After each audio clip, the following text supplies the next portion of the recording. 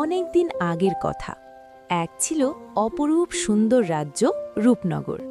সেই রাজ্যের উত্তর দিকের ঘন জঙ্গলের শেষে বাস করত এক সাধারণ চাষি, নাম তার বনমালী। আর সেই রাজ্যের রাজা ছিলেন মহারাজ বিক্রম, যিনি রাজপ্রাসাদের বিলাসিতার চেয়ে প্রকৃতির নিবিড় সান্নিধ্য বেশি ভালোবাসতেন। মন্ত্রী, এই রাজপ্রাসাদের বিলাসিতা, হিরে জহরত আর চার দেয়ালের বন্দি জীবন আমার আর ভালো লাগছে না। আমার মন আজ মুক্তি চাইছে। মহারাজ, আপনার কোনো অসুবিধা হলে দাসকে আদেশ করুন, আমরা সব ব্যবস্থা করে দিচ্ছি। না মন্ত্রী, এ সুখের অভাব নয়। আমি ঠিক করেছি আজ আমি জঙ্গলে যাব, কোনো শিকারে নয়, শুধু প্রকৃতির মাঝে একটু হাঁটতে। আর শোনো, আমি একাই যাব। মহারাজ, এ আপনি কি বলছেন? গভীর জঙ্গল, সেখানে কত হিংস্র বন্য জন্তু আছে, কত বিপদ উৎপেতে আছে। আপনি একা যাবেন? দয়া করে সঙ্গে কিছু দেহরক্ষী নিন। না, সৈন্য সামন্তের হইচইয়ে প্রকৃতির আসল রূপ দেখা যায় না। আজ আমি রাজা হিসেবে নয়, একজন সাধারণ মানুষ হিসেবে প্রকৃতির শান্তি অনুভব করতে চাই। আমার সিদ্ধান্তে কোনো পরিবর্তন হবে না মন্ত্রী। যথা আজ্ঞা মহারাজ, কিন্তু আপনার জন্যে আমাদের মন বড় ব্যাকুল থাকবে। সাবধানে থাকবেন মহারাজ।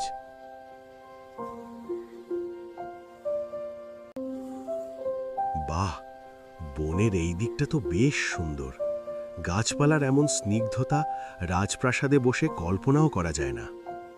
যাই, বিকেল হয়ে এলো, এখন রাজপ্রাসাদে ফিরতে হবে।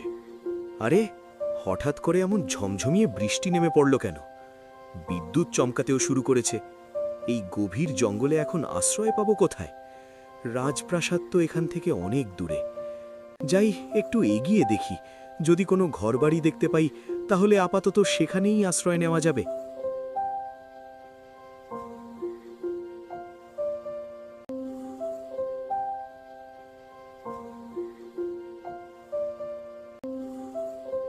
উফ, এমন দুর্যোগপূর্ণ আবহাওয়া আর কখনো দেখিনি।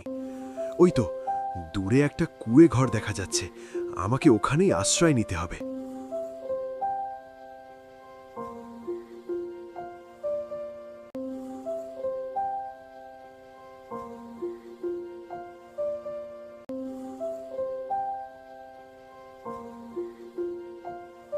বাড়িতে কেউ আছেন?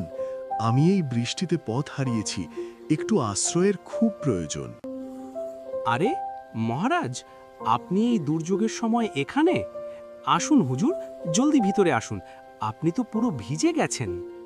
মহারাজ, আমরা গরিব মানুষ, ঘরে আজ সামান্য রুটি আর সবজি ছাড়া কিছুই ছিল না।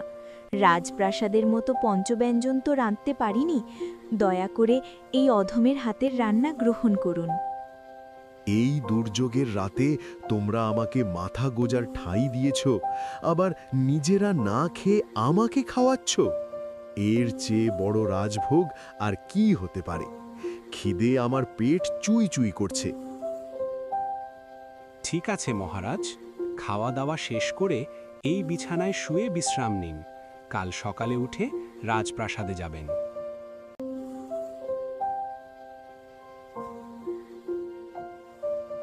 বিপদের দিনে তোমরা আমায় যেভাবে যত্ন করেছ তার কোনো তুলনা নেই। আমি চাই তোমরা আমার বন্ধু হিসাবে আমার সাথে প্রাসাদে চলো। আমি তোমাদের অনেক ধন সম্পদ দেব। মহারাজ, ভালোবাসা আর সেবার বিনিময় হয় না। আপনার বিপদে পাশে দাঁড়াতে পেরেছি, এটাই আমাদের বড় পুরস্কার। ঠিক আছে, তবে কখনো যদি কোনো প্রয়োজন হয় বা কখনো বিপদে পড়ো, তখন আমার কাছে অবশ্যই যাবে। আমাকে সব সময় তোমাদের পাশে পাবে। ঠিক আছে, আমি এখন আসি। ঠিক আছে মহারাজ, সাবধানে যাবেন।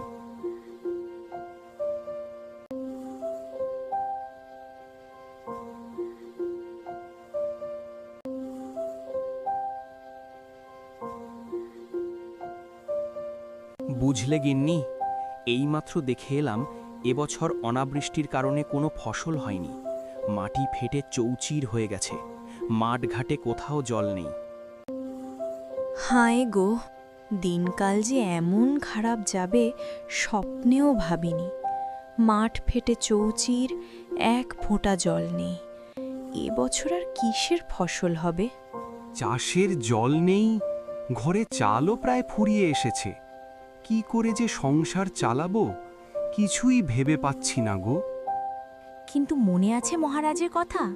তিনি তো বিপদের দিনে এসেছিলেন আমাদের কুটিরে। তিনি তো বলেছিলেন যখনই কোনো বিপদে পড়ব তার কাছে যেতে। মহারাজ, তার কাছে যাব আমি? তিনি তো রাজা মানুষ, সামান্য চাষি হয়ে তার কাছে সাহায্য চাইতে যাব? কেন যাবে না? তিনি নিজেই তো বলেছিলেন। আর এখন আমাদের আর কোনো উপায় নেই। তুমি যাও, তিনিই আমাদের এই বিপদ থেকে উদ্ধার করতে পারেন। ঠিক আছে, তুমি যখন বলছো তখন একবার যাই মহারাজের কাছে, দেখি তিনি কি বলেন।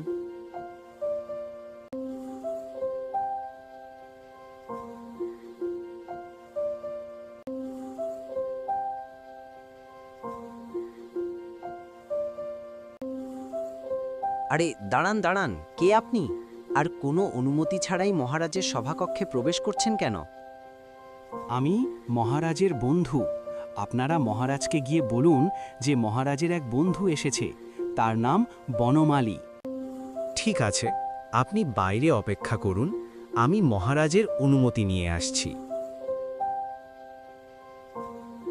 মন্ত্রী, আগে হুকুম করুন মহারাজ। শুনলাম পাশের রাজ্যের রাজার কোষাগারে 10টা হিরে আছে, আর সেগুলি আমার হিরেগুলোর চেয়ে বেশি মূল্যবান। আর আমার রাজ্যে 8টা হিরে কেন? আমার আরও বেশি ও মূল্যবান হিরে চাই। তুমি সেই হিরে যেখান থেকে পারো নিয়ে এসো। ঠিক আছে মহারাজ, আপনার হুকুম মতোই কাজ হবে। মহারাজ, একটি লোক আপনার সাথে দেখা করতে এসেছে। সে বলল তার নাম বনমালী এবং আপনি নাকি তার বন্ধু। ও, বনমালী এসেছে আমার সাথে দেখা করতে। ঠিক আছে, ওকে আমার কাছে পাঠিয়ে দাও। যথা আজ্ঞা মহারাজ।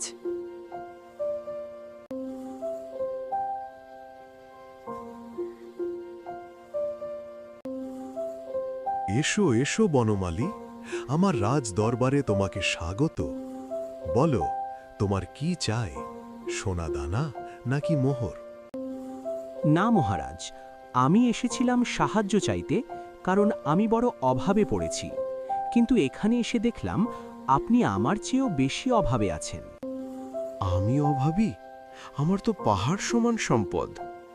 রাজপ্রাসাদে ঢোকার মুখে দরজায় দাঁড়িয়ে শুনতে পেলাম আপনি মন্ত্রীমশাইকে বলছেন যে আপনার আরও অনেক দামি হিরে চাই।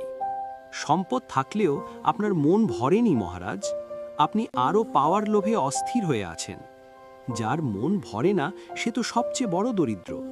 আপনার নিজেরই যেখানে শান্তির অভাব, সেখানে আপনি আমায় কি দেবেন?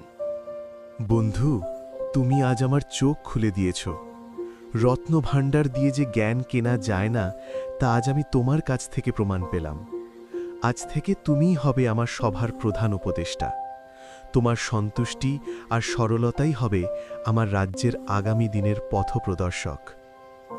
এরপর রাজা এবং বনমালীর বন্ধুত্ব আর সততায় পুরো রূপনগর রাজ্য আবার সবুজে ভরে উঠল এবং সবাই সুখে শান্তিতে বসবাস করতে লাগল।